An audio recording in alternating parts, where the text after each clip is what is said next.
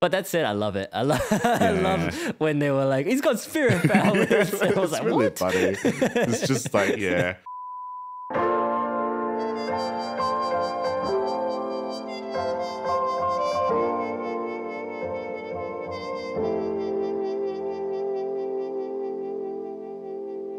Hello, everybody, and welcome to another episode of Two Asian Blokes Podcast, a podcast where we talk about Asian pop culture, films, TV shows, comic books, anime, music, food, video games, whatever we're feeling at the time, really. My name is Dan with H. With me, as always, is my co-host Tavi. What's up, Tavi? Yeah, not much, man. It's very cold in Melbourne, which is already going to give the location away because in this episode, I'm not sure if we mentioned that I'm in Sydney or not. No, So now I we're have just to edit jumping around through- that, Tavi. I haven't listened to the loops. audio. Yeah. We're jumping through time portals and spatial portals, and yeah, we're basically Yeah, we're really Christopher Nolaning it this time around. yeah, we are tenanting. Yeah. We get all the complaints and risky about why does the sound so fucking different? Like why is Dan's voice change suddenly on a different mic? Yeah. But anyway, Why does Tavi sound like he's colder all of a sudden? Yeah.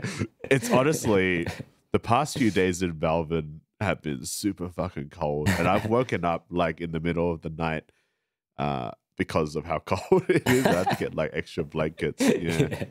It's weird because the news has been saying like, oh, you know, we're going to be in an unusually warm winter this season, and it's fucking cold, man. It's like, yeah, so we've had the coldest day since June 2013 or whatever. It's like, what the fuck's going on? Yep. Yeah. And I'm not one that gets cold that easily you're not. either. But I'm just like, man, it's fucking cold. Yeah. Like, yeah. It's just Melbourne weather, my you know? feet- You never know what you're going to get, It's Melbourne Tavi. weather. I feel like my feet are like constantly like frostbitten now all of a sudden. But that's all right. That's all right. We'll warm up with a nice toasty podcast, Tavi. Yeah, Yeah, nice we've got a few things to talk about podcast. this episode. We have Crazy Rich Asians news, Lord of the Rings news, Inside Out 2 news, as well as a mini review for Bad Boys Ride or Die. And then leading on to our main review for this episode, which is... Twilight of the Warriors, walled in. That's it, Twilight of the Warriors Walled In. Do you not know? Yeah. We watched this We movie just watched it like 2 days ago, right, Tavi? Oh yeah, 2 days ago. If 1 day equals a week. Yeah, sure. Yeah. All right, well, let's jump straight in, Tavi. So, Crazy Rich Asian news, your favorite topic to talk about. Oh yeah, I can't wait. This is riveting stuff. This is via Resonant Voices. HBO is set to transport the opulent world of Crazy Rich Asians from the big screen to the small screen, as confirmed by Casey Bloys, chairman and CEO of HBO Max Content. So, looks like Crazy Rich Asians might be getting a television series on HBO Max. Yeah, I mean, just make another fucking movie so people can watch it and get over it real quick. Yeah. Do you think a movie is any better of a format for Crazy Rich Asians than a TV show? I don't think a TV show is that bad an idea. Yeah. I don't know. I did actually watch some video a while ago comparing the book to the film. And it does seem that the book actually has a bit more nuance to it than the movie did.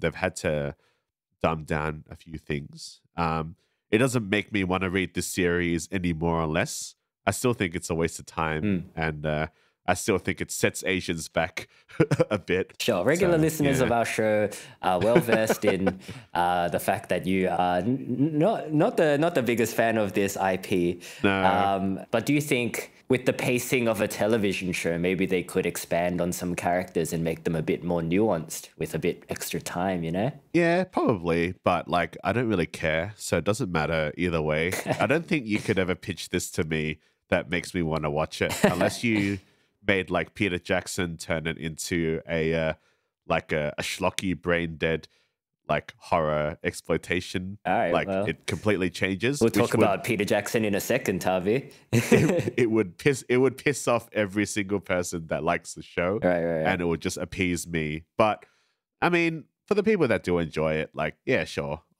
More power to you. It's just I don't know. I think this series is a little bit full of shit, to be honest. It's not really for you, right? I think a TV show might be a better idea than a movie, to be honest. I mean, not much is known about it at the moment, so it might be, you know, just a retelling of the story of the movie, or there are a couple of other books and there's like spin-offs. 3 books, yeah. There was a proposed spin-off movie as well based on Gemma Chan's character and Harry Shum Jr.'s character. Oh, really? But that never happened, so maybe they're going to do that.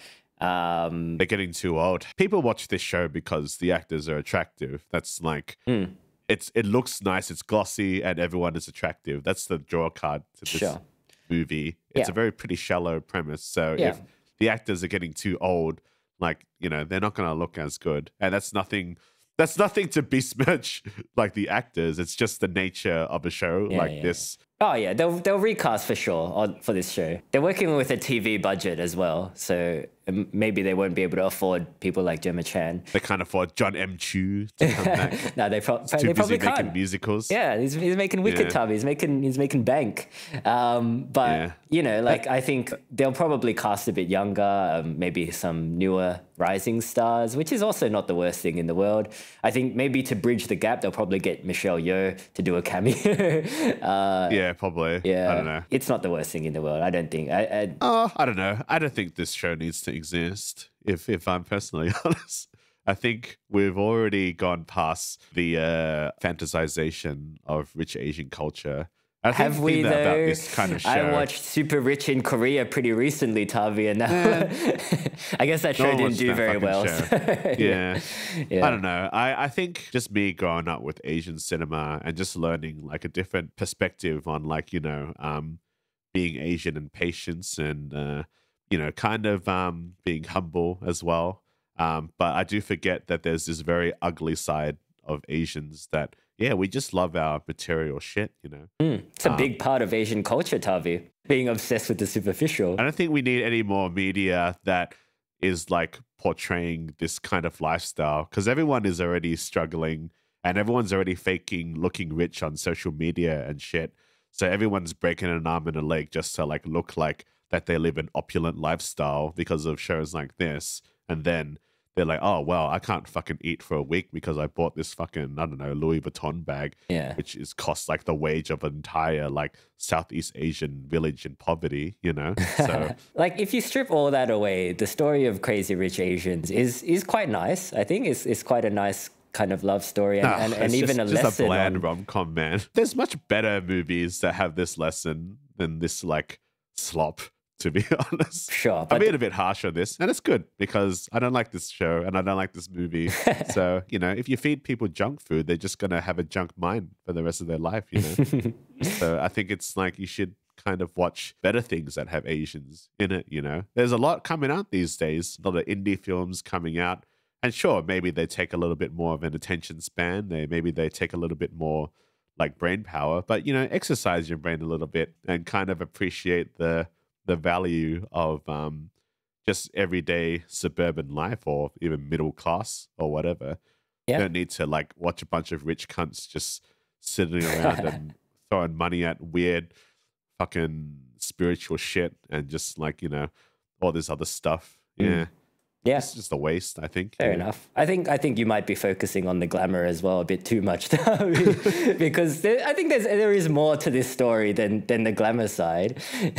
I think you might be selling it a little short. I think the story is more about finding worth in the simpler things and kind of finding a balance between the two worlds. But you're right. Yeah, I think people do tend to bit. Focus on the glamour side of things, which has led to this kind of uprising of shows that showcase the glamour and you know, your bling empires and all that stuff, which is an unfortunate side effect of the success of that movie, of Crazy Rich Asians. But at the same time, I don't think it's a terrible story to tell. Just it's probably not a terrible story. Maybe had the wrong consequences. Yeah. When I think about it, I still think the story is still... It's like a shitter farewell, you know, a much shitter farewell. Because what I take at the end of the movie is that the American side is better than the Chinese side in terms of its values. Because at the end of the day, it's showing that Chinese values are outdated and that you should be free as an American.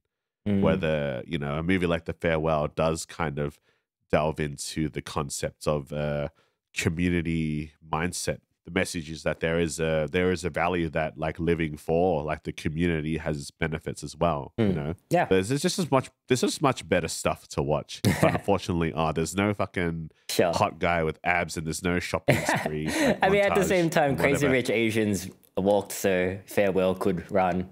I guess it's the other way Yeah. around because Crazy Rich Asians had a much wider viewership than the Farewell.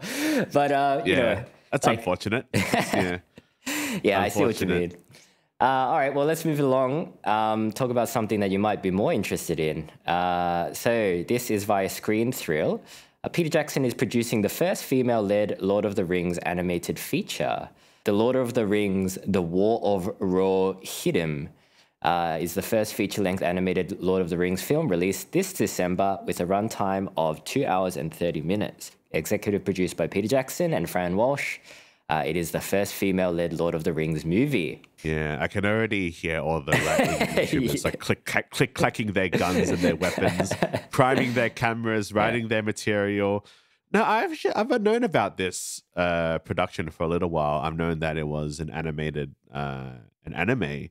I didn't know if it was going to be a TV series or not. But yeah, I'm pretty excited for it. Like, it's something pretty different. And if Peter Jackson is going to stay on as an EP, also, what's his involvement? Is he just a producer? He's or a is he an producer. EP? Yeah, oh, sorry, he is an EP, yeah. Yeah, cool.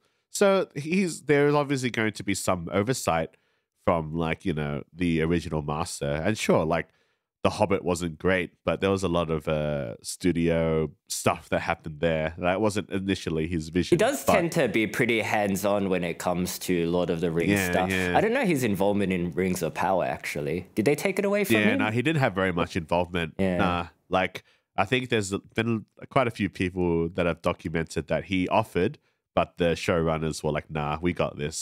And then They sure it ended did. up being like it ended up being one of the most poorly received shows. Okay. I don't think it's that bad, but it's pretty boring. It's just like, yeah, it just doesn't hold up. There's some pretty bad writing in the Rings of Power, especially involving the not hobbits as they should be. Yeah. The whatever, because that's copyrighted, which is Yeah. just kind of weird. I mean, people were Yeah. crying about them that show being too woke. I don't know how this show is going to be received as the first female-led Lord of the Rings film.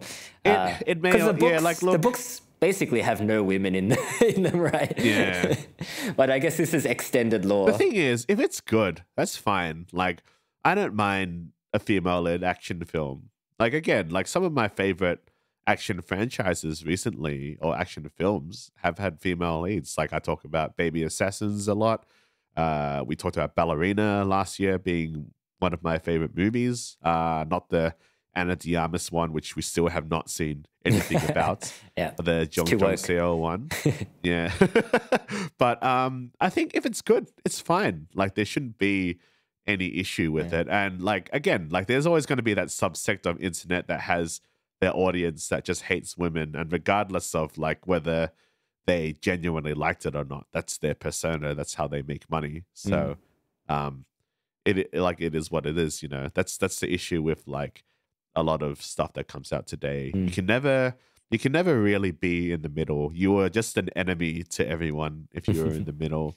And I don't mind being that person. Like I don't really care that much. So I just like what I like, and if I watch it and it's good, that's fantastic. I hope it's good, because I've never seen an anime Lord of the Rings. I know there's been animated Lord of the Rings.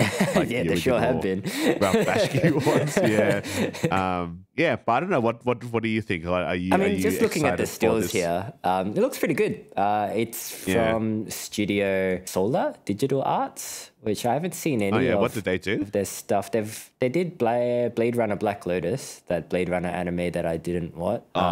It's not great. Tower of God, So hopefully, Shenmue, the animation. Yeah, nothing that I've seen. But just from the stills that I'm looking at, it looks good. Artwork is nice. Yeah. The fantasy vibe always tends to work pretty well in anime.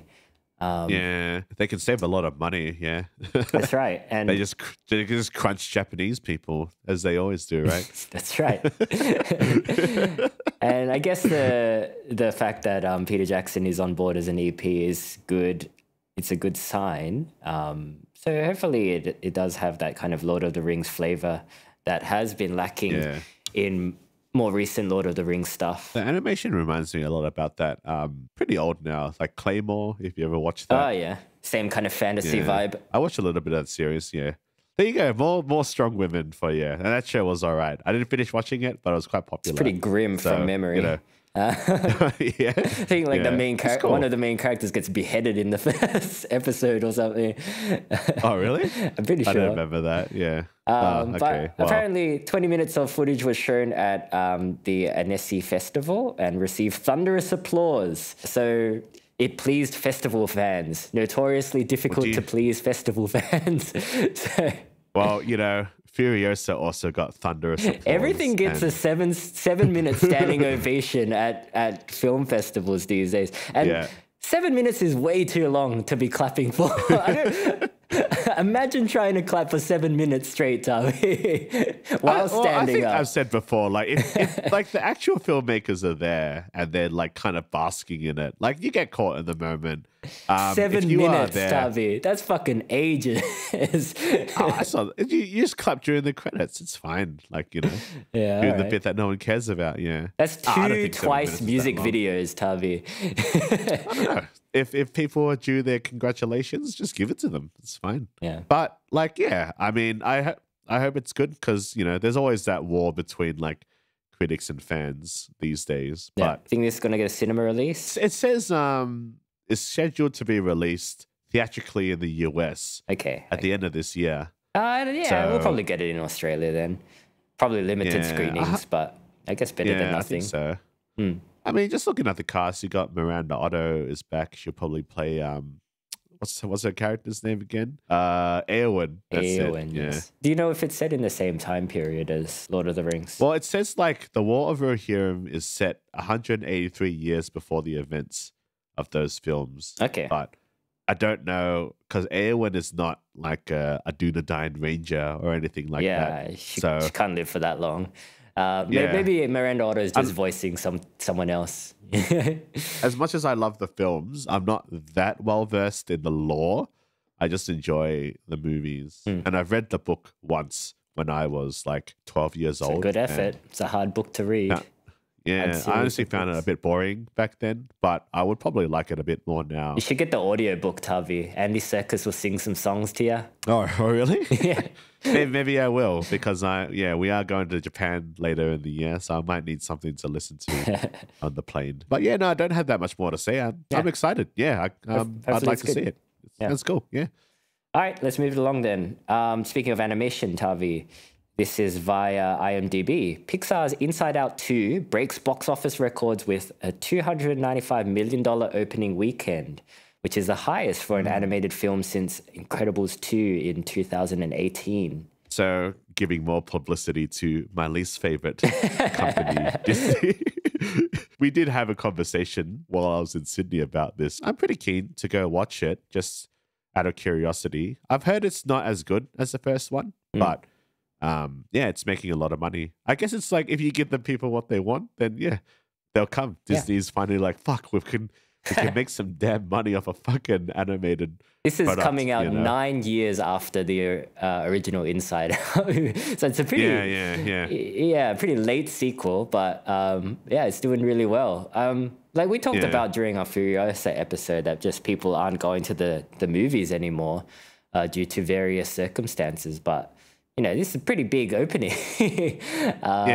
You have like millennial Disney adults who just froth over anything Disney. And then you've got the families. You can take your kids as well. Yeah. It's really Disney's dream product, a product that can appeal to everyone. And it's also got like a pretty like nice story behind it as well. Yeah.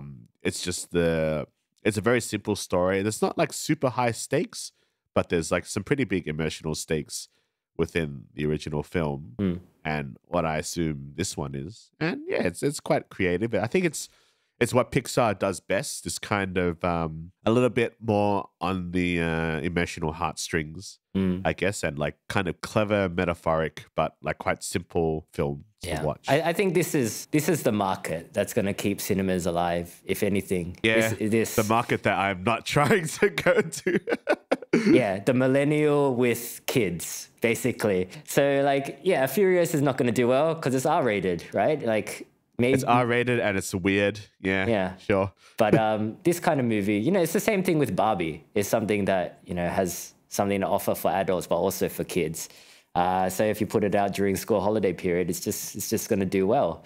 So basically, movies aim towards like millennial women because they do really rule the world, like behind the scenes in entertainment. Yeah, think about it. Taylor Swift, man. Taylor Swift is a force of fucking nature. Yeah, it's the same thing. It's the same thing. Like, because she's been around for so long now that people that have kids, both they are enjoying Taylor Swift music, but the kids are also enjoying Taylor Swift music. So you get both of their money.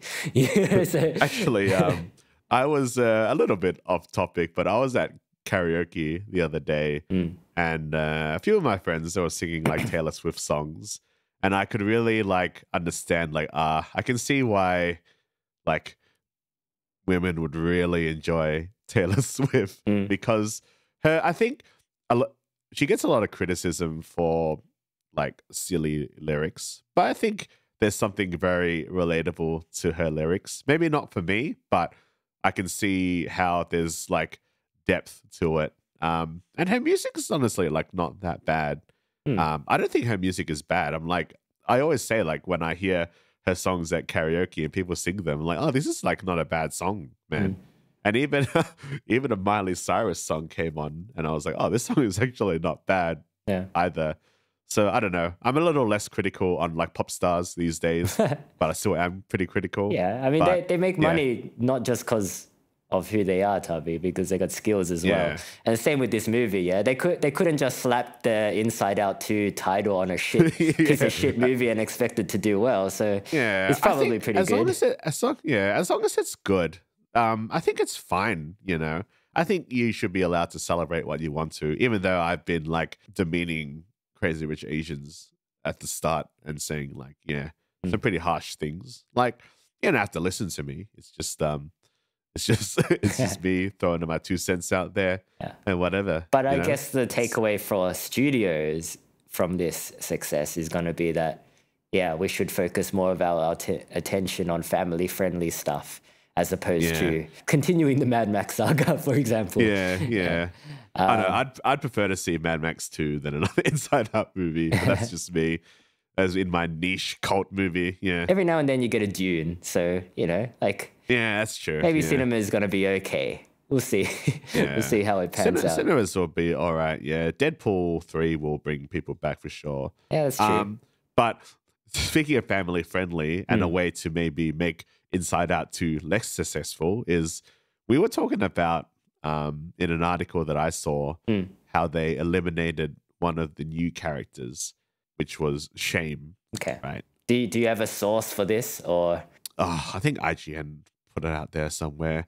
I think if you Google it, I'm pretty sure it's there. Like it was kind of there was quite a few articles that had there, but this is not a fucking uni project, man. So I'm not gonna fucking source it. You can't just slander the mouse like that, Tavi. I'm not gonna come for you. I'm not slandering it. I'm just saying it's there. And if it's not there, then just don't listen to any of this. But I'm pretty sure it's there. But basically they said they removed this character of Shame because it would be like too dark. And this is where we talked about the Asian aspect of it, which Shame really is like quite a big thing. And we also talked about the issue of influences in foreign countries. People don't have enough shame, Tavi. People don't have enough shame. So the abolition of this, by their definition, darker material, like, do you think that it has made this product like a lot weaker? Because I think shame is pretty important to learn, because you need to feel shame sometimes. You can't just go to another country, I mean, just anywhere, make a fool of yourself and then get away with it scot-free and laugh at it. You kind of need to feel a little bit of guilt, a little bit of shame. But yeah, we don't really know like what kind of a role Shame would have played in the movie. Like if it was just written out because there was just not enough room in the narrative for that, I think that's fine. I think it was just the tone. Yeah, I think they mentioned because it was darker. Yeah, yeah. If it doesn't suit the tone, then I think that's fine to get rid of it. I think it. Yeah, I mean, like I see what you're saying. Like people could learn a thing or two about Shame. It's pretty. It would be pretty beneficial to society at this point if we just had a little bit of shame. But I don't. At the same time, I don't think it's something that we need to have in this movie aimed at kids, I guess. I don't know. Maybe they do need it. Maybe some kids need to learn a little bit of shame, so they're not like just sitting on like iPads and twerking in the middle of the street these days, and trying not to just like block aisleways and block passages people are trying to get through, so they can just make a TikTok video. Yeah. You know, you gotta feel a bit of shame. You're fucking disrupting society. Yeah. People don't give a fuck about you. You know. Yeah, I guess it does kind of undermine the message of Inside Out 1, where it's like, you know, all emotions are valid and they all have a reason, except for shame. If you feel shame, you're fucking trash, mate. Like when I hear about shame, I always think like of that Michael Fassbender movie, where a lot of people always say it's my favorite movie, where he's like a sex addict. So if they would put shame in, it would just be like, because you know how everything is the Pixar Disney style. Like it would actually just be Michael Fassbender from Shame. Yeah, he's just like in the head, and it's just constantly like in the corner, ejaculating, like, constantly ejaculating and addicted to sex. You know, maybe in the adult Inside Out 3. When Riley grows up, in the Asian adaptation of Inside Out. I reckon, like, if there was an Asian adaptation of Inside Out, it would be pretty messed up. Yeah. It'd be Evangelion, probably. Shinji, he's just like, you know, just jacking off over everything. It's just like, that dude's got a lot of shame. But I mean, all in all, I probably will watch it. I might catch it at like Airport West or something. It's only $10, so I can go watch it. Support cinema. Not super excited for it, but it supports cinema. And if Disney does something good, like as much as shit as I give it to them, if they release a good product and it's something that I'm interested in, I'll go watch it, because you should shake the hand of the corporation when they actually do something good. All right. Well, let's talk about something that didn't make as much money then. So Bad Boys Ride or Die. We watched this recently. It's still made like bank, apparently. I think it's done well. Oh, yeah. What I've heard. Yeah. Crosses the $200 million mark at worldwide box office. That's in its second weekend. We contributed to that, Dan. Yeah, we did. Because we love cinema. We love cinema. Yeah, honestly, dude, we went to the movies 5 times in 1 week. I'm pretty sure. We are keeping cinema alive. We are keeping all the Asian-led projects that nobody watches, but they think they want to support alive. Yeah, man. You know? We saw Joyride in cinemas. I don't know anyone that watched that movie, man.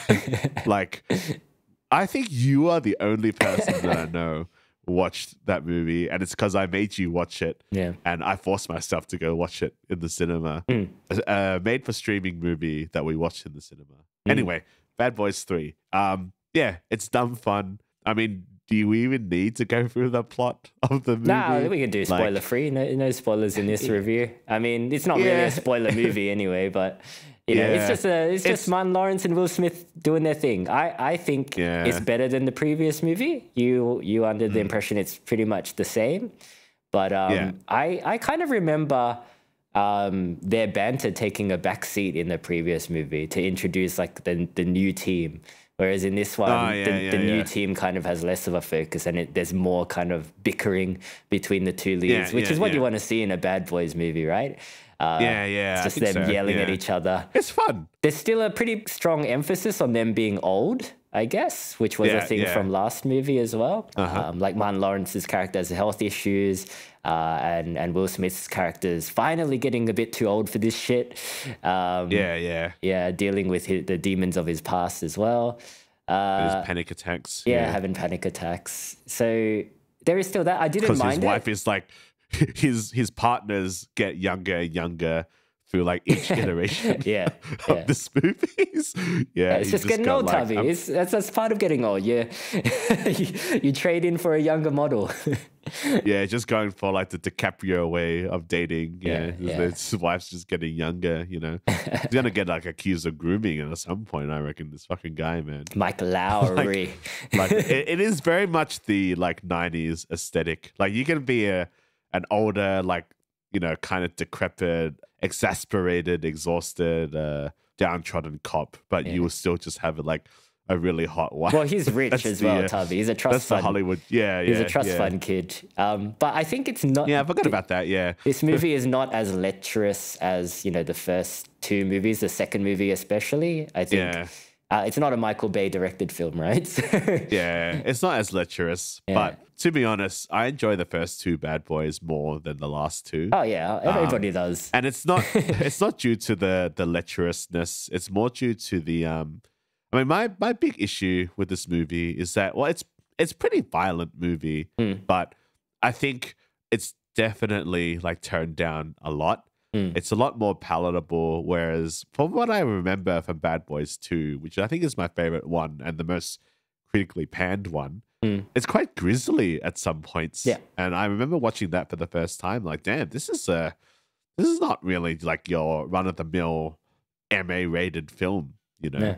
Because sometimes I remember as a kid in the 90s when I saw like the MA rating, I could always imagine something that would make me uncomfortable in terms of its like violence when I watch it. There's But when something I see, grisly about the violence back in the day. Like you think about RoboCop. oh yeah, fucking RoboCop, pretty man. scarring God damn. scenes in that movie. The guy who had the radiation poured on him, and he's like, oh, and he gets hit by the car. He gets hit by the car, he just sloshes apart like a fucking Sloshes. water balloon. I remember watching that on TV, and this was on TV, and it was supposed to be censored, but it was like, I was like, damn, that like kind of shook me a bit, and I was like, fuck, yeah. So I think back then the ratings kind of had a bit more of a meaning, and this is not a kids movie at all, but. Yeah. But there's like, a bit more cutaway from the impacts of the bullets. You don't see anybody really get chopped to pieces as you would have in Bad Boys 2. I mean, there's a few cool action scenes. Like there's a POV shot as well where they had to use like a pretty elaborate rig. That my friend was telling me about that I haven't seen the making of, but apparently it's quite elaborate. And I imagine it would be. The BTS is pretty fun to watch for that one. Yeah.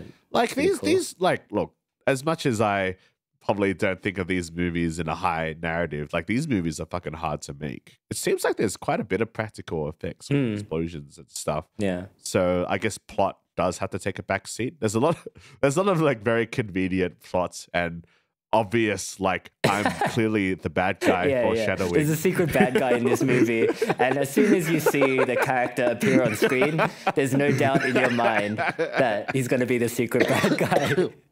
Like, if you think they're going to subvert your expectations, nah, they're not.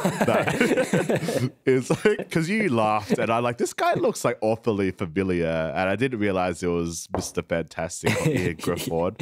And it's like, I'm pretty sure, like, the actor is like, Ian Grifford hasn't had the big blockbuster career as much as Will Smith, but he's had a big enough career that I would notice him. He stands out when you... he really stands out. Like, yeah. He's just there. Like, I don't know if there was even like an inch. He's just there. He's like, oh, what's going on here, kind of thing. And it's like, oh, just this stuff happening. You're like, oh, I wonder if he's going to be the secret bad guy in the end. Is it going to be this no-name actor, or is it going to be Mr. Fantastic? I wonder. His character is really funny because then he becomes like pretty evil by the end of the movie. Evil and Like, sniveling. yeah, evil and sniveling. Yeah, it's the best, good. the best kind of like bad guy. It's a fun movie, man. It doesn't need to, break any Yeah. huge barriers. There's a lot of fun in it. There's a really fun scene with the character of Reggie in this film. Oh yeah, Reggie. Yeah, I knew they were gonna go down that route. That he's like a sudden badass all of Yeah. a sudden, He's where he's like a bit of a John Wick. One of a Yeah. couple of callbacks to the original movies, which I appreciate. Yeah, And yeah, Well, he was in the previous one, wasn't he? Yeah. he was in. Oh, yeah, I don't remember if he was in Bad Boys for Life. He probably was. I'm pretty sure he was. I don't remember very much from that movie. Yeah, yeah. It's a kind of like fun, forgettable movie. I still like The Beekeeper more. Another reference to that movie. I try to reference The Beekeeper as much as I can throughout the year. Just because We can just cut like all of the bits from our podcast that you mentioned the beekeeper, and that can be a beekeeper Yeah. episode. have you seen The Beekeeper? I haven't seen it yet. I don't know where to watch it, Tavi.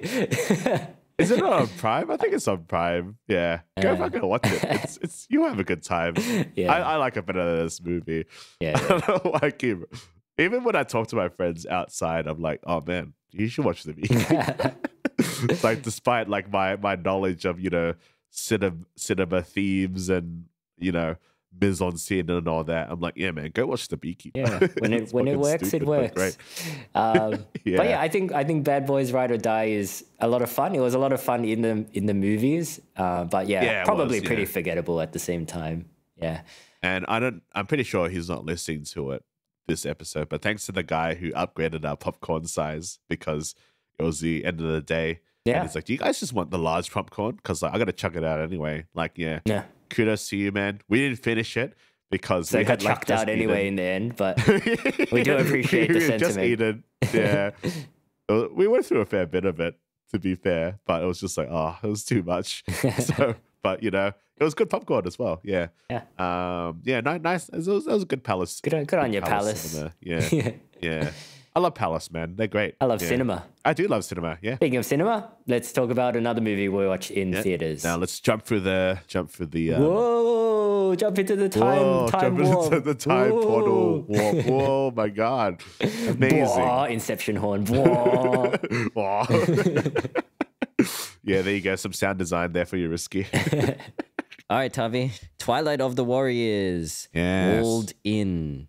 Walled in Twilight of the Warriors. Nothing to do with the popular young teen romance of the late 2000s. True. Nothing to do with that movie with Matt Damon. Nothing to do with that fucking movie. Although there are Chinese people in this movie. That is a Young Ji-won movie, man. I can't believe it. Yeah. I haven't seen it. Have you seen that I've movie? seen it. I've forgotten about it. It's pretty funny. It's really silly. Yeah. Just like there's so much flailing around and inefficient battle tactics from the like just going on. There's this bit where there's like these kind of balletic like female warriors where they're like attached to the wall. They Oh, like yeah. dangle I think up I've and seen that in down. the trailer, yeah. And I'm like, this is not a good idea. Like, why, and it looks cool, but it's like it's trying too hard to be cool, and then Okay. it just looks silly. Yeah, it's not a great movie. By the great Zhang Yimou, one of like China's finest directors. Yeah.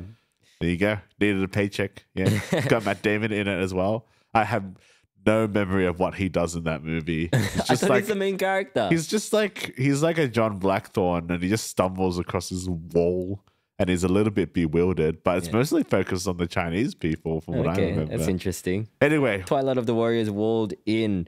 So this is a Hong Kong action film that's in cinemas at time of recording. probably be out by the time it's out, though. Probably be out by the Yeah, time we it's caught out. this movie at the tail end of its screening. I thought it was out, like had already finished its theater run by now. But luckily, it's still playing in Sydney at the moment. Yeah. But apparently a pretty big draw. Second highest grossing Hong Kong release in Hong Kong, right? Yeah. Of this year. So that's pretty good and pretty highly rated on Rotten Yeah, Tomatoes. it's been critically acclaimed. There's the story. The plot's quite simple. It's about a refugee or an illegal immigrant who is trying to by like a fake ID, and he gets screwed over by Sammo Hung. Yeah. Yeah, at the start, and then he is chased into Kowloon, which I've heard a little bit about over the past year. There's some interesting history behind that city, but basically Kowloon is kind of an interconnected city where it's just kind of meshed together and intertwined, kind of like a Hong Kong Blade Runner almost. Really, Yeah. It's kind of like a shanty town kind of situation. Yeah. So this is set in the 80s. So this is Kowloon City back in the 80s, and like kind of like a fictionalized version of it as well. Yeah. So basically, it is run by gangsters. This city. So yeah, we'll probably do full spoilers for this movie, I reckon, because it's not really a spoilery movie. Right? Yeah, it's definitely not really a spoilery movie, even though it does take some directions that I didn't expect it to. Yeah, but it's not like, I don't think anything we say will detract from your enjoyment of the movie. Like, this is a pretty action-centric It's a very film. action-centric. And it's been a while since we've done I haven't watched a movie like this in a long time, Tommy. Yeah. And I had a pretty good time with it. Yeah, it's pretty fun. Although it's not a perfect movie by any stretch of the imagination, it is a lot of fun. So if you are interested in seeing it, probably go watch it before listening to this, because we're gonna do a full spoiler review for this film. Yeah, if you can find it. I mean, it'll probably be on some streaming service later, or some. If some not, just some Chinese streaming. yeah, service. some Chinese streaming service or something. Yeah. But yes, pretty stacked cast as well for this film, which I think probably explains a lot of the box office. So we've got Louis Koo playing a character named Cyclone. So Cyclone is the boss of Kowloon boss City. of Kowloon. Yeah, so he essentially killed Jim, who was the main henchman of the original boss of Kowloon City. Yeah. And in doing so, he managed to take the city for himself. So he's kind of like this underworld figure that controls a lot of what goes on in Kowloon City. And he also deals with a bunch of other kind of triad members that are in this movie as well. Sammo Hung, you mentioned, he plays a character named Mr. Big. So he's kind of like the opposite end of Cyclone, I would say. He's a gangster that controls territory outside of Kowloon City. Yeah. So the movie opens with the main character, Lok Kwan. He, like you said, tries to get a residence card because he is an illegal immigrant, but gets screwed over by Sammo Hung. He ends up stealing some of Sammo Hung's merchandise and taking refuge in Kowloon, the walled city. But is soon chased down by he tries to sell the dope that he stole from Mr. Big. Yeah. And then because he thought it was cash. He thought it was cash. He's really disappointed to find out it's dope, but then he kind of tries to make the best of the situation by selling it in Kowloon City. But it's not his turf. It's not his turf. And so he gets chased down by the gangsters who soon become his friends. Yeah, the movie. But I mean, that's a good scene. Exciting scene. I like the production design of this film. I like it a lot. Yeah, it's really cool. Yeah. Apparently they built 2 replica sets of the city.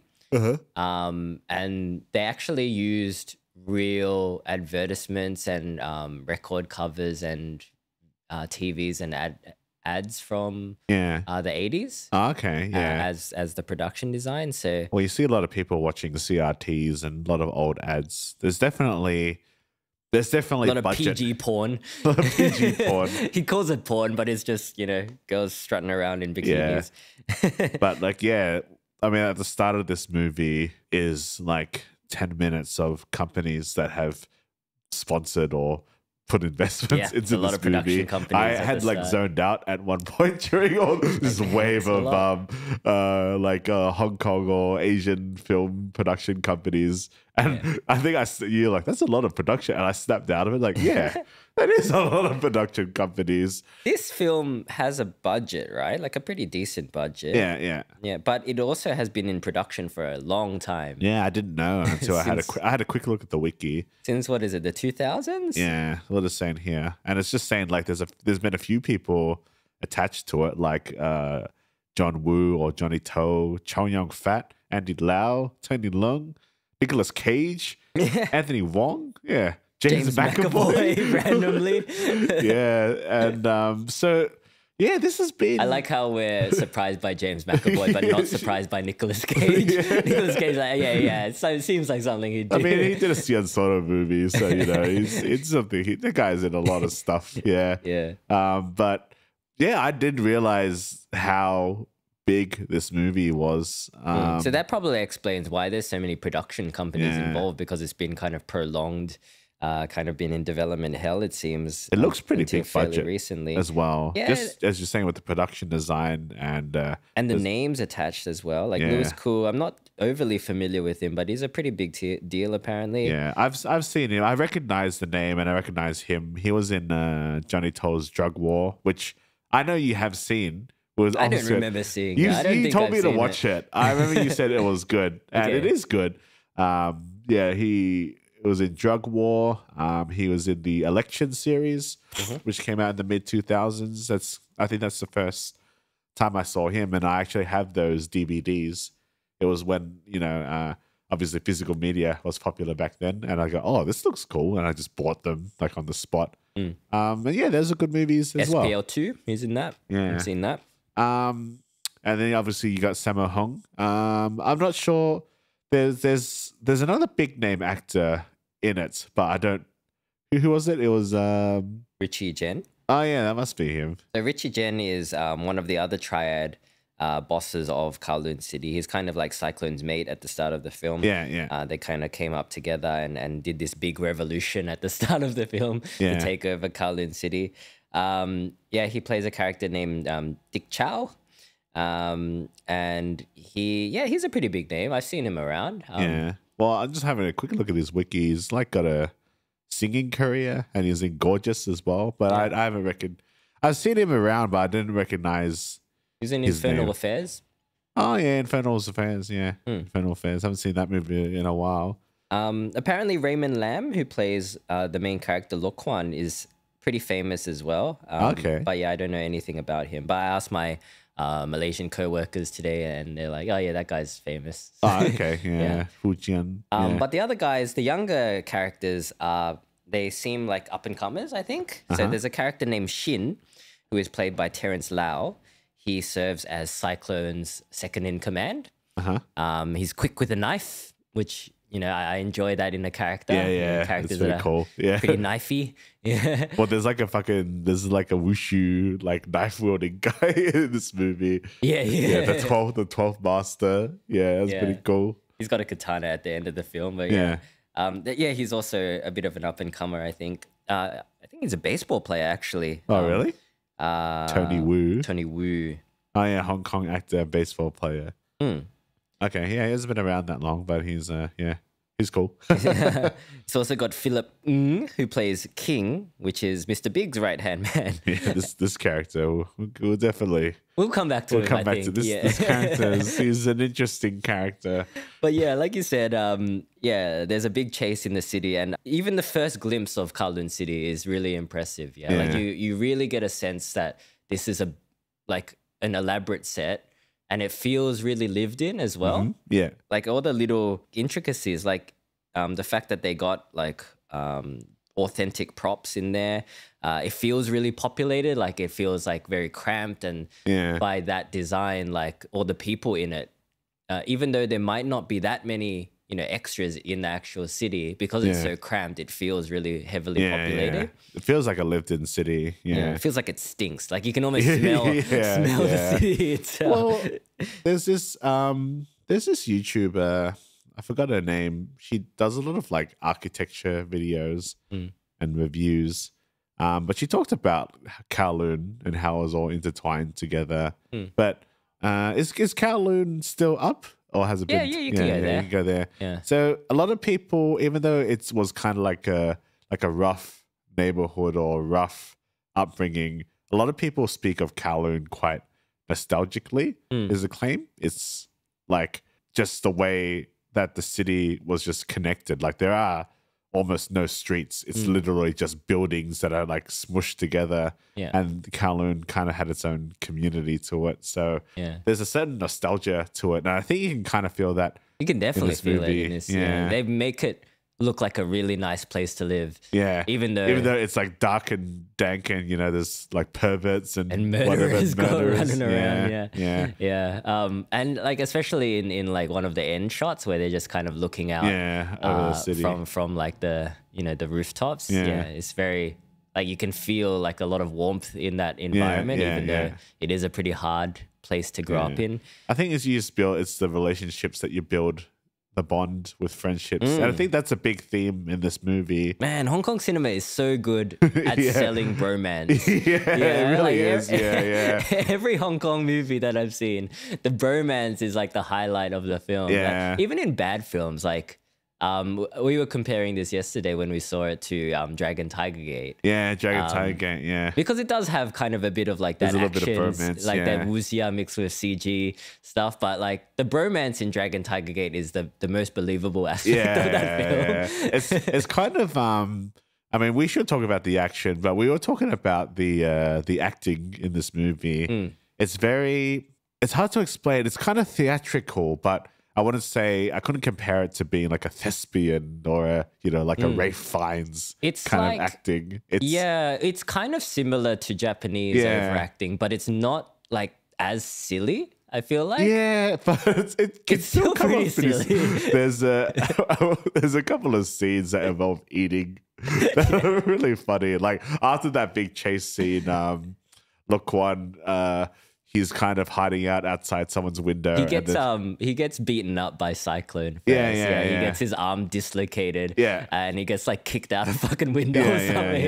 And he's like just cowering, just like in a really bad state. Yeah. and then someone gives him like food or something. Like a bun or something. Yeah. And the way he eats it is just like, it's obviously, you know, he's really hungry and he's famished, but it's almost he's just like, looks like he's just smushing it into his face. And he's like, oh. There's like a little bit of nuance because like he's new to this city, so he doesn't really know who to trust, right? He kind of takes it really hesitantly, and then he takes a bite, and then he's like, it's really funny. And then like the guy gives him like a soda pop. A little girl goes, go you have this soda pop. The way he drinks it is really funny. It makes that Fanta look so delicious.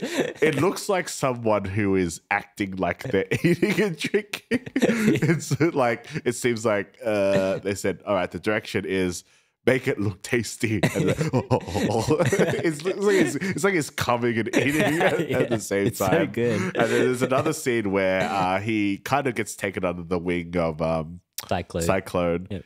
And there's this really nice beef bowl. The Cyclone treats him to some barbecue pork. Yeah, barbecue pork, that's it.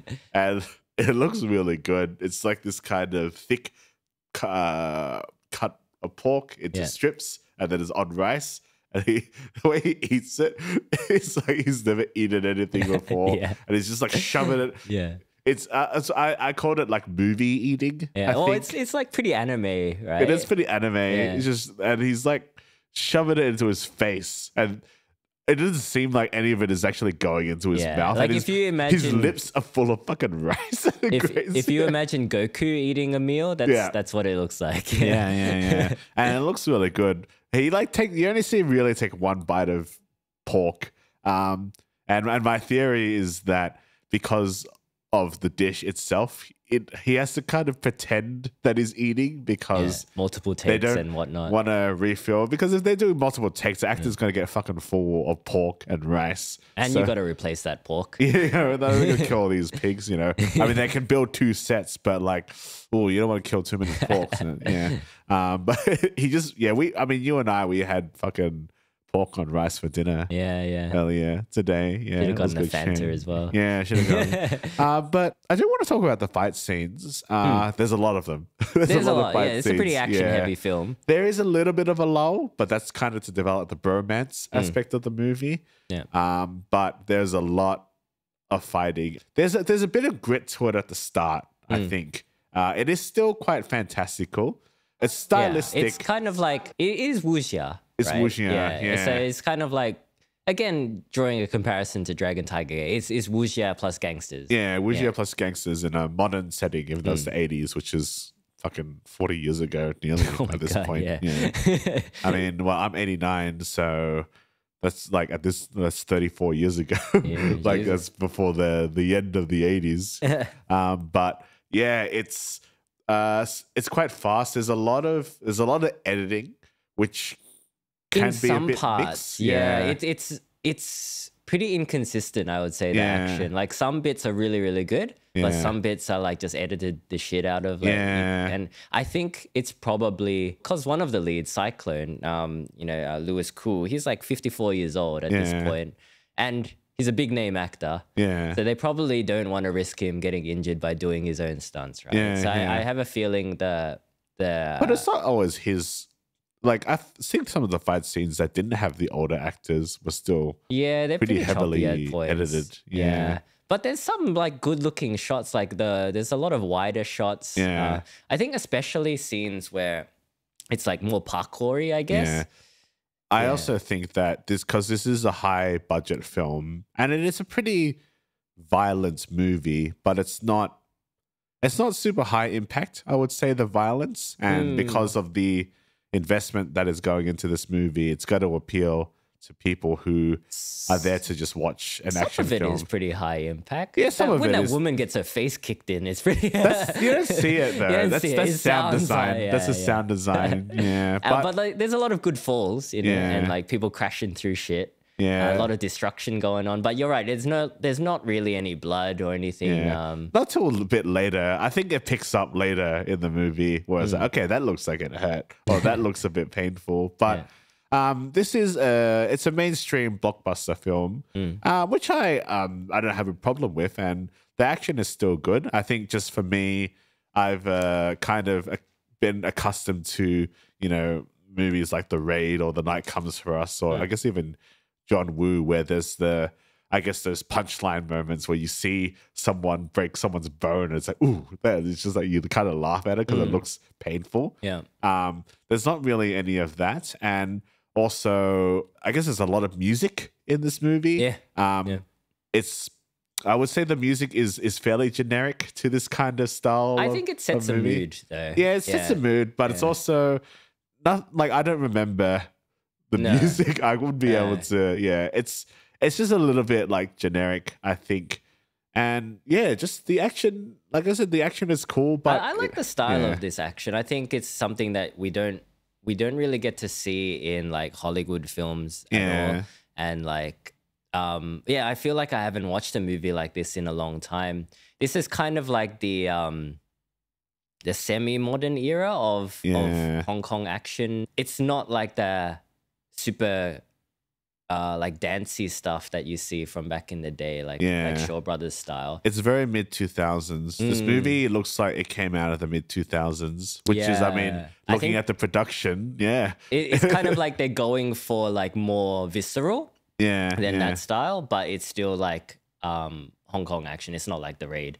It's more palatable. It's more and a bit more appealing. stylized as well. A lot more stylized, I would say. Yeah, I was surprised by how stylized this movie was, even though it was in the trailer. Just with the way that this movie is built as a neo-noir crime film, I was expecting a bit more of a high impact action film. But I think I read a review. It was a pretty positive review. But they said it's like, just really solid story, but like it's not really doing anything too new. Then that's when I had kind of thought, okay, the action's probably not going to be what I'm used to. Yeah. Still very enjoyable, as I said, but not something that it's not something that I would say, oh, that was like one of the best action scenes of all time that I've ever seen. Yeah. Yeah. It's true. But there is a lot of action. I think because there is a lot of action, it's kind of hard to It kind of washes choose a together. standout. Yeah.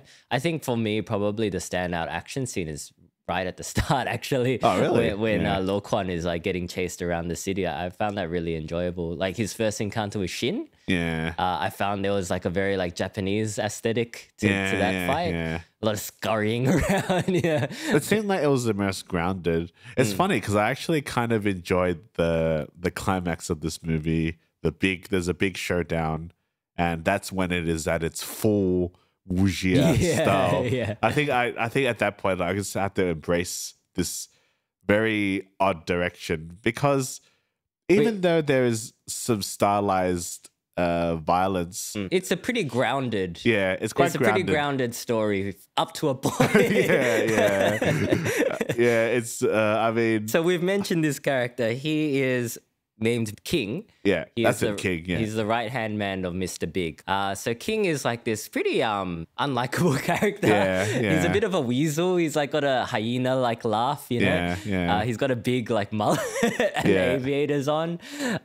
He's always just cackling away, having a really good time, being deliciously evil. Yeah. There's an early fight scene where he's pursuing Lo Quan as Lo Quan is running away with the stolen goods. Yeah. So they're fighting on a bus, and he's got like a technique where he uses his fingers and like like kind of- pierces through shit. pierces through shit. That's like, that's kind of like a technique that, probably can't be done, but it's still within the realm of like, grounded Yeah. for wuxia, I guess. Yeah. But then there's a bit where I can't. Oh, when does it happen, Tavi? Yeah, there's just think about it now. There's a lot of plot in this movie. Skipping a bit, they're trying to get Lo Quan out of the city, yeah. Yes, and then that's it. his That's when bros it are trying to, because he's like really injured, which I guess we'll go into. But he's really injured, and his bro friends are trying to get him out. And one of his friends has the jump on King and like tries to stab him in the back. But the blade doesn't go through. It's like metal. And at this point, I'm like, is he wearing like a bulletproof like vest on his back or something? Yeah, I mean, he's got a leather jacket on, so maybe his leather is really And I was hard. like, okay, yeah. And then there's nothing like aside from that technique, there's nothing really for the movie to suggest that he's really good or magical. Yeah. Well, any characters are magical. Yeah. And then they try to stab him and it just breaks the blade. And then there's a voiceover line from one of the bros. I don't know who. He's just like, he's got spirit powers. It doesn't work. And then he's just like super tank. And this is where the movie comes from being grounded to full like wuxia. He's flying around and well, maybe not flying around, but he's a fucking He's tough blocking guy. machetes, He's blocking man. machetes and shit, and he's like super rad because they get him with their knives, but they can't kill him, and he's just laughing away and beating the shit out of these guys. Yeah, like man, and he's like yelling out. He's like going block, and yeah. He's a really obnoxious character. Yeah, not very subtle, and even his character design as well because he's got the mullet and he's just like a pretty unlikable looking guy, acting guy. But he is the only character that seems to possess magical powers, which is odd because there are characters that are meant to be like superior to him, like Cyclone. Like the older characters are meant to be like better than him. Like his boss, just old, Mr. Big, is like his boss, so you'd assume that Mr. Big is better than him, and like, but. How can you beat this guy that can just not be stabbed? Well, he's like the kid in the playground, Tavi, that just makes up his own powers. Exactly. It's you can't hurt me. I got this power. I got a force field, actually. Because there's a pretty big plot point or thread that it's following. Because Cyclone has taken a big liking to Lo Quan, and Lo Quan is basically family to him. Yeah. But we should probably talk about this part of the movie because it's a pretty significant portion. It is a pretty significant portion. Like I think the way that this movie sells the bromance between not just between Cyclone and Lo Quan, but also Lo Quan and his three bros. Yeah. So there's Shin, which is the guy with the knife. Yeah. There's 12 Master, who is the guy with the katana at the end and the greaser haircut. And there's AV. He's got like a mask on his face. He's got a mask on because he's scarred. Yeah. But he's not that scarred. When he takes it off, he's like, you're right, man. Like, he's just pretty good looking, man. it's like in what's that Steven Spielberg movie, Ready Player One? Oh, yeah, where I'm hideous. You don't want to see me? It's like, bitch, you fucking fine without that. You're like a 7 at least. But AV, so he's a bit of a brawler as well, yeah? So the way that this movie sells the relationship between these characters is that there is an extended period where Lo Quan is, he's trying to earn his keep because Cyclone like kind of pays for his debt, the debt that he owes Mr. Big. So he kind of gets him out of that jam, and to repay that debt, Lo Kwan gets put to work in the city. So he's kind of like doing a lot of different jobs with a lot of different characters. There's like a little girl that's teaching him how to make dumplings. Oh yeah, that yeah. He's like carrying around gas canisters. I feel like everybody in this city is either like they either cook, or they deliver shit, or they're a prostitute. Yeah. You know, these are the three professions in this city.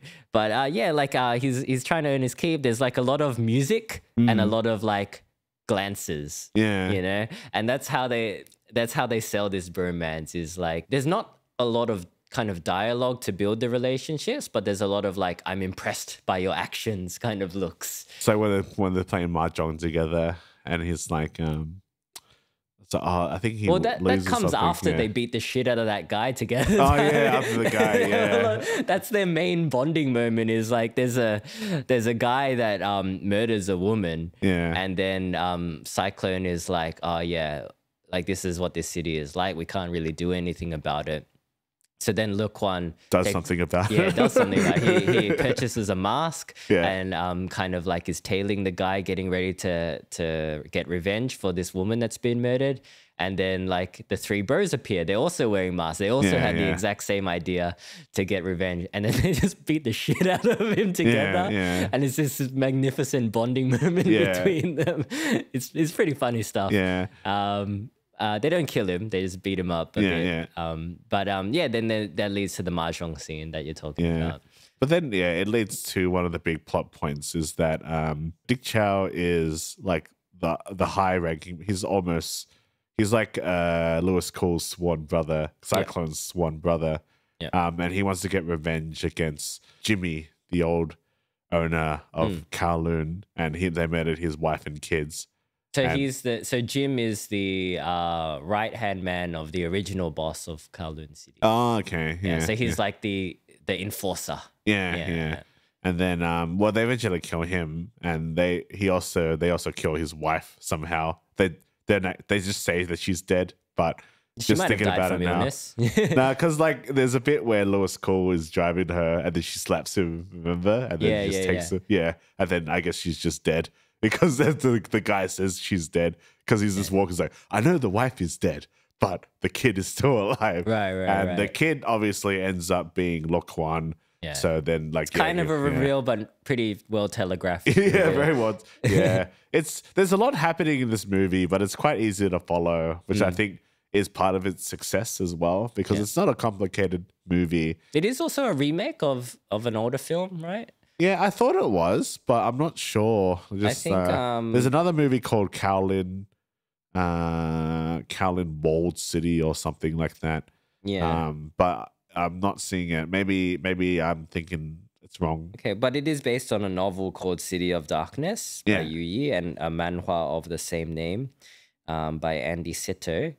There's a bit of lore, I guess, a lot of backstory. It is pretty much like Dragon Tiger Gate.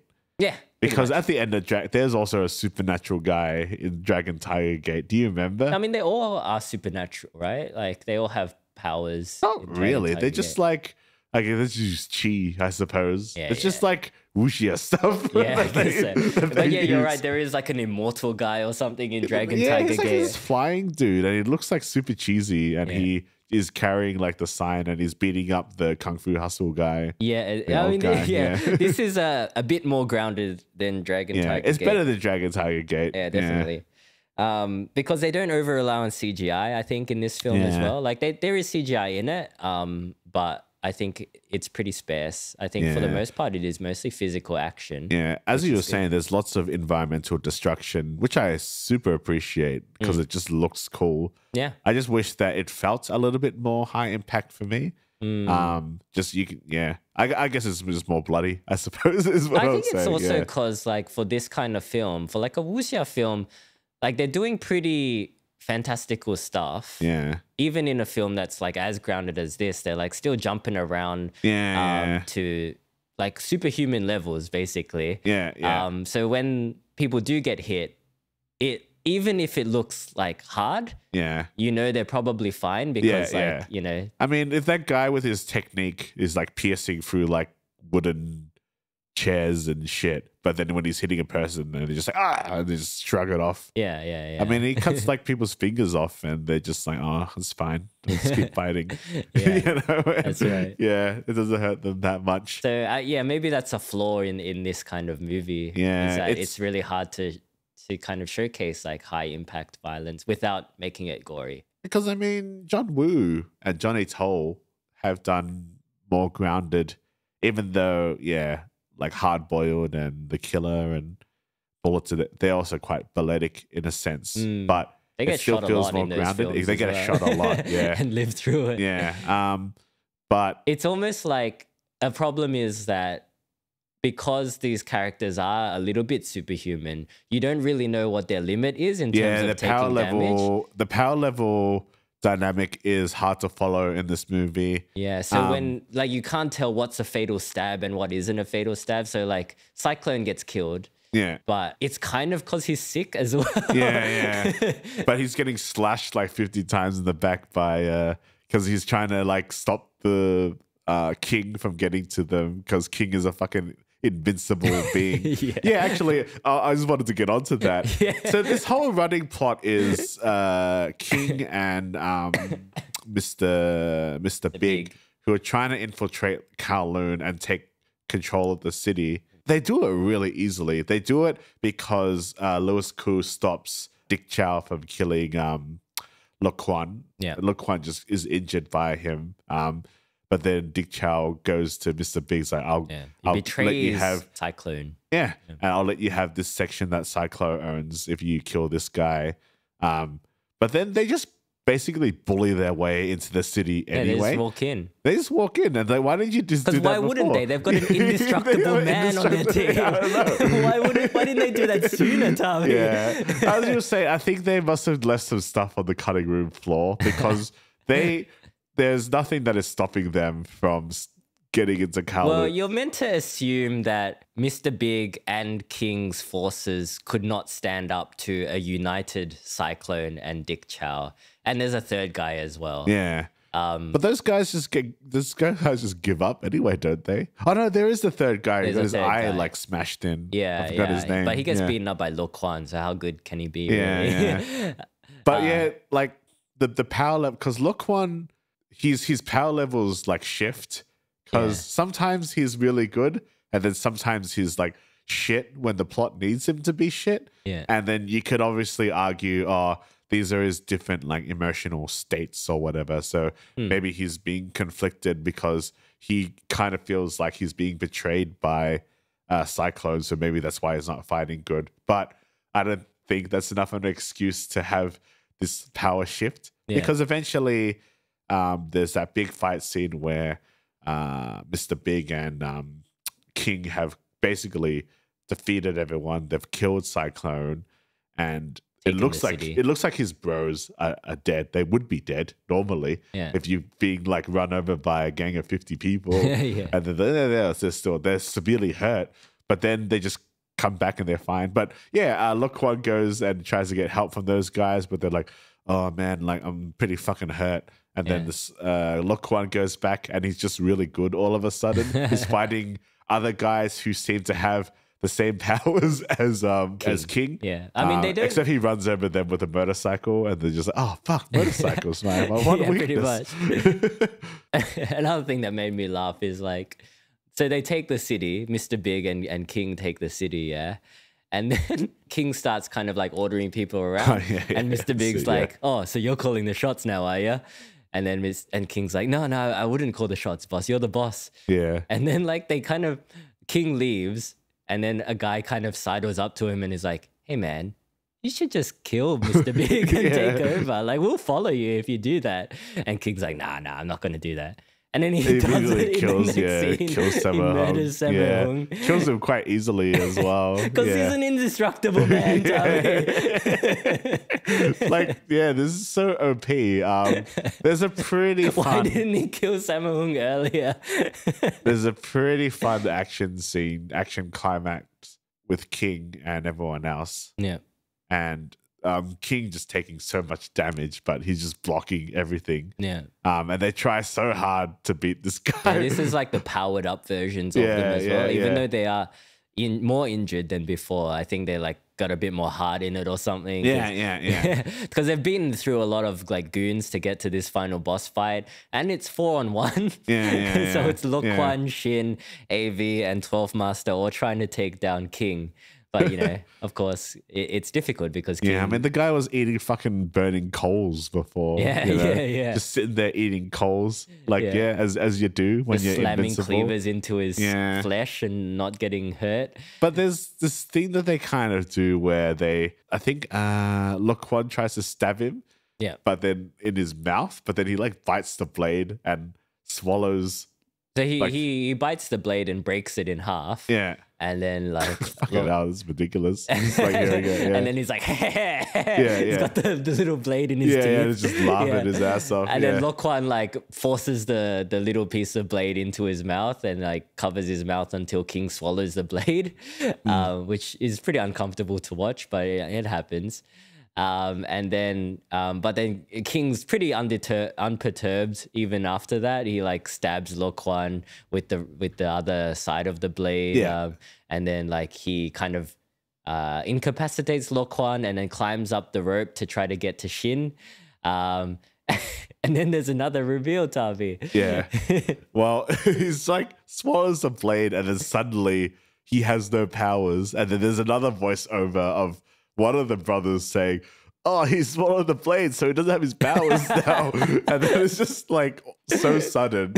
There's no explanation of how it works. And I guess sometimes like you don't need to explain, but you have to give us something. Like this guy's suddenly magical, and then It's suddenly you just take it away. Quick, get him before he gets the blade out. The blade has made him lose his powers temporarily. And this is where it gets like it. I mean, it actually gets pretty violent before then. When I think Shin's fingers get cut off by. Yeah, there's a lot of stabbing preceding that. There's a few bits of stabbing, but it's not that high impact, I would say. But yeah, he's got all these wounds that start appearing on his body suddenly, and I thought, oh, that's pretty cool. That's pretty. Yeah, because it looks painful. He's trying to get the blade out of him, but they keep kicking the blade back into him, so the blade's kind of like bouncing around his insides, I guess. Yeah. And they're able to stab him now, so they're stabbing him a bunch as well. So that's how they defeat him. They just like beat the shit out of him. They give Shin the finishing blow because Shin gets to avenge his master Cyclone. Yeah. Weird. Weird stuff. So I mean, I thoroughly enjoyed the movie. I think it felt a little bit long. This is like the example of like the 4-act structure. So because the scene where they're trying to get Lo Kuan out of the city feels like a third act. Yeah. But then, there is kind of like Lo Kuan gets to escape, but then he comes back for revenge. Yeah. The fourth act. Yeah. It's an odd structure for. It's pretty common, like Asian film structure. It's more common in Indian cinema, right? Yeah. Well, it works really well in maybe in a drama or like a thriller sense. Maybe more so drama. Like Burning is a 4-act structure. I think a lot of Hirokazu movies are a 4-act structure where it's usually the first act is because you know how the classic 3-act structure is there isn't an introduction, but in the first act there has to be like an inciting incident. But in Asian film, there's not always an inciting incident. It's usually establishing characters and getting used to the world. And you could argue that there is kind of an inciting incident in this one, but it's just him getting ripped off by Sammo Hung. Yeah. And then that's how he has to go into Kowloon. But then you spend like a good chunk of the movie is him just trying to live in this world. And then what really kicks the movie is the plot point where he is revealed to be Jimmy's son.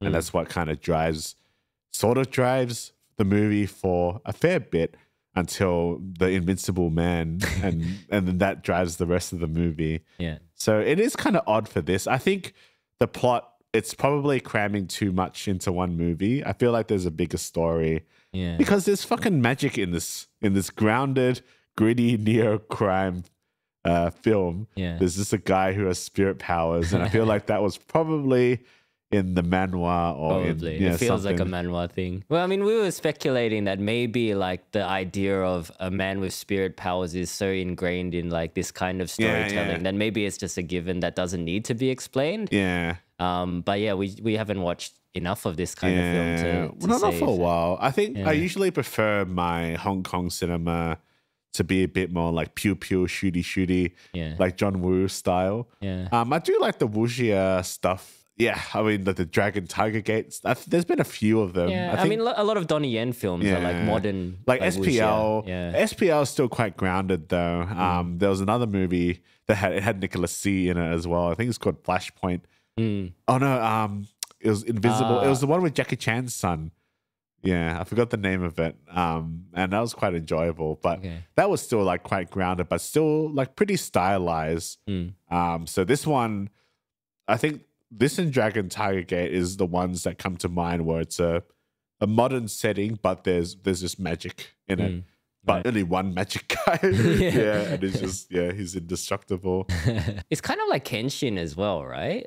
Like Kenshin is grounded for the most Yeah, part, but yeah. then there'll just be a magic guy in it. Yeah, I don't know. There's something about Kenshin works better than this. I think Kenshin does have a bit more of the high impact, and I think the fight scenes are shot better in Kenshin. There's like Yeah. some longer takes, and I think the styling really gives it away that it is an anime. Yeah, maybe the world just feels more cartoony in general. So Yeah. your suspension of disbelief is already elevated. Yeah. Whereas in this film, it's all pretty grounded, except for the magic guy, except for the one magic guy. I think it can work. I think they just had to have more magic people, and to have it explained. Like even just have that typical like, so I control the chi with the flow of my body. Just have that someone say that. And that's it. Or That's just all you explain need. as well why this indestructible man is an underling, why he chooses to be an underling, you know? And I feel like probably in the longer version of this, there is that story, but you can't cram it in because again, this felt like a pretty long movie. It was only 2 hours. You know? Yeah. Yeah, it was only 2 hours. Yeah. I think Yeah. the way it was structured made it feel a bit longer. Yeah. But I enjoyed it. I really had a Yeah. good time with this one. Yeah, it was good. It's good fun movie to watch in the theater because there's a lot going on. Lots of on screen fists hitting other fists and Not a lot of female characters. But you know. pretty much a guys. There's that one woman that dies Yeah. And there's another woman that's in the background of and some the scenes. kid. Yeah. Yeah. That's I guess this movie is probably gonna upset some people then. It doesn't have the female. It's an action film. What do you want? Hey, I mean, if you want, go watch Furiosa. Then. Go watch that if you're complaining. That's also a really good movie. But you aren't doing it. I don't know. I Nah, don't know this what is you're doing. this is what it is. Definitely a bros film. Even just the ending of it, where the four bros are like sitting on the rooftop. Yeah, like, it's a cool shot. Yeah. yeah. Just like wondering about the future of Kowloon City and like how. Yeah, I was confused because I thought, because I asked you before, like if Kowloon was still there, because I thought it was still there, but the movie's like Kowloon was torn down. I'm like, oh, was it? I mean, maybe that residential area got torn down, but But they didn't say it. It just said Kowloon as like a whole was torn down. I'm like, was it? Like, I don't remember that. It was like, oh fuck yeah. So it's let us know in the comments if you're from Kowloon. What's it like these days? yeah. Because it looks pretty cool in this movie. Yeah. It sounds like it'll be a tough living there. Probably like not very comfortable for me, but yeah, this looks it looks good on cinema. The food looks good. Yeah. It's like coming and eating at the same time. Yeah, the credits play to like a lot of like just loving shots of the city. Yeah, the city. Yeah, that's the nostalgia feel. And the guy making noodles by like smashing his dick on the bamboo. Just to jumping go. on that big pole. I'm kind of describing it a really crude manner, but there's this may offend some people. I'm sorry if that's the traditional way of doing it. But he's like got this stick between his legs and he's jumping up and down, and like it's a kind of- seesaw. yeah. and it just looks really funny. It looks like it's just constantly hitting his dick. Yeah. And it's like the way it's got the music playing, and it's a really nice shot. It's a loving shot, but he couldn't.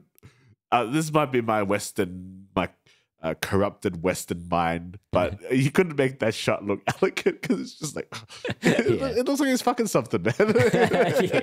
It's fucking, like, I'm making love to the noodles. Making those noodles with love, Tommy. Is that making that's the literal ingredient. Like, I'm not kidding. I'm making these noodles with love, man. Come, give that fucking like fishy, fucking salty, fucking umami. It's the umami, Tommy. Oh, you get the hand pulled umami right there. Hand pulled dude. Oh my god. Yeah, it's pretty disrespectful. Yeah. No, I'm sorry to our Hong Kong listeners. Hey, we're Asian as well, so we got weird shit. We love noodles. I do love noodles, and I do love cum. Yeah, but I mean, this movie, good. I think if you're a fan of action cinema, if you're a fan of a very specific era of Hong Kong action, if you're able to forego some of its very extreme,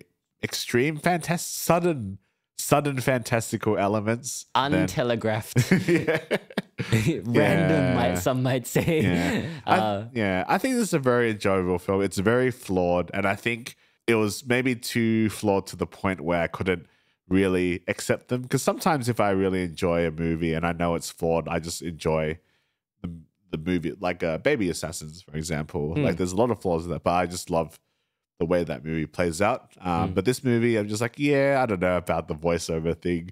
It kind of seems, a bit forced.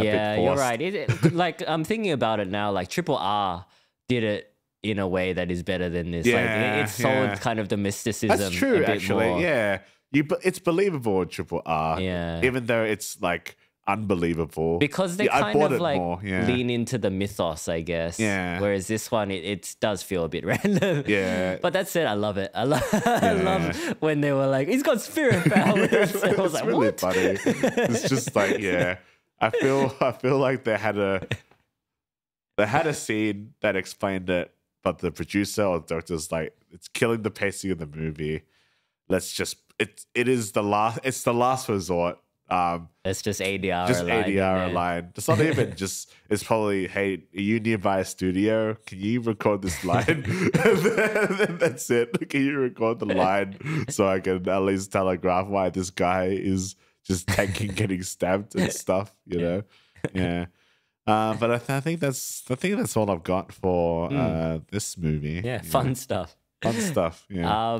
But what did you think of this movie, Twilight of the Warriors Walled In? Did you have as much fun as we did, or did you find it a bit silly? Let us know. Get in touch with us at twoasianblokes@gmail.com. You can join our Facebook group to be part of the conversation, or you can follow us on Instagram and TikTok at twoasianblokes to see what we're up to. Really feel like some noodles. Some hand-pulled noodles, yeah. I mean, and is it to wash it down. Is it still raining? We can go for a walk, get some late night shit. Oh yeah, could do. I think it's not raining at the moment. Yeah. All right, we're gonna go get something to eat, guys. Take care of yourselves. See you later. See you later, guys. Bye.